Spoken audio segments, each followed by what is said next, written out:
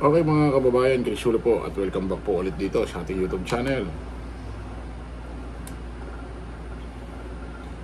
Ito mga kababayan ako, yung ginagawa yatang style, paninira, ginawang panira, dating nung nabubuhay o itong dating former president nating, dating presidente natin na si Pinoy, si Aquino, Benigno Aquino.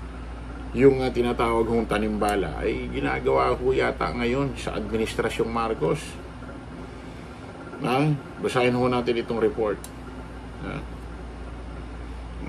Nais ni PBBM na masusing imbestigahan ang umano'y tanimbala scheme sa NAIA. Basahin ho natin ito. President Ferdinand Bongbong Marcos Jr. ordered through investigation in the alleged tanimbala incident at the Ninoy Aquino International Airport or NAIA, Malacanang, said on Monday. Sayin natin ito.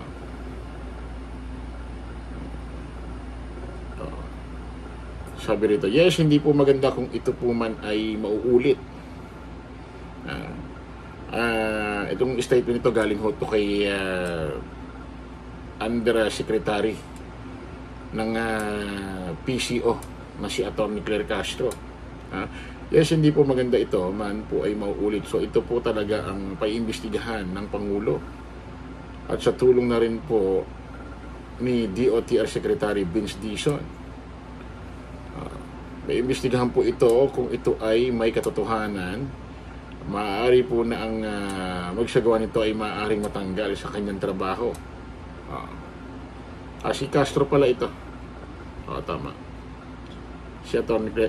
Claire Castro. Pakinggan natin itong video ito mga kababayan. Binagsalita rin dito taga Diot. Pakinggan natin ito.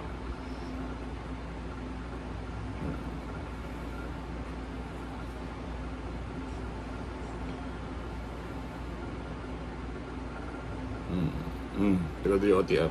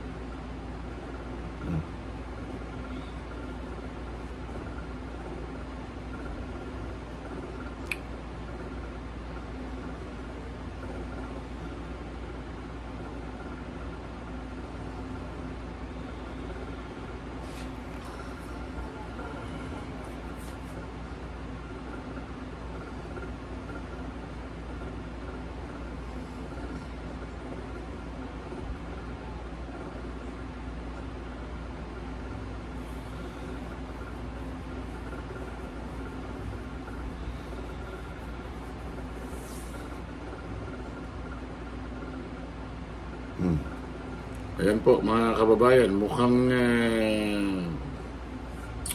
talagang sinisira ako, no? Ang Administrasyong Marcos.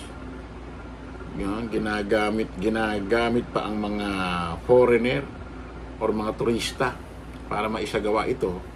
At syempre, dagdag kasiraan na naman ito sa Administrasyong Marcos. Si Pangulong Bongbong Marcos. Siyempre, pag nagawa na nila yung scripted plano nila sa tanim-tanimbala, pipick upin na ngayon ito ng mga DD shit vlogger.